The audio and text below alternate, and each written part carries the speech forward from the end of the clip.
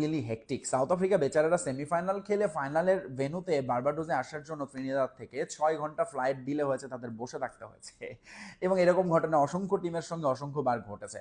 যে মাঠটাতে খেলা হতে যাচ্ছে সেখানে সাউথ আফ্রিকা এখনো এই ওয়ার্ল্ড কাপে 9টা ম্যাচ হয়েছে, সাউথ আফ্রিকা কোনো ম্যাচ খেলেনি, সেখানে খেলার সুযোগ হয়নি। ইন্ডিয়া সেখানে একটা ম্যাচ খেলেছে বটে, তবে সেটাকে কোনো অ্যাডভান্টেজ দেবে আমার মনে হয় না।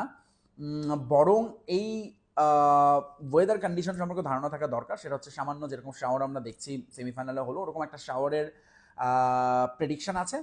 তবে অবশ্যই ফাইনালের জন্য রিজার্ভ ডে থাকছে, এবং শুধুমাত্র রিজার্ভ ডেই না, ফাইনালের ডেতেও এক্সট্রা 190 মিনিট অর্থাৎ মোর দ্যান 3 আওয়ার্স রাখা হয়েছে, যাতে ম্যাচটা শেষ করা যায়। অ্যাটলিস্ট 10 ওভার্স করে হলেই খেলার ফলাফল আসবে আসলে এই ম্যাচে। তার চেয়েও বড় কথা, যদি রিজার্ভ ডেতেও বৃষ্টি থাকে, খেলার ফলাফল না হয়, তখন কি হবে? ইন্ডিয়া চ্যাম্পিয়ন হবে না, সাউথ আফ্রিকাও চ্যাম্পিয়ন হবে, যৌথ চ্যাম্পিয়ন ঘোষণা করা হবে।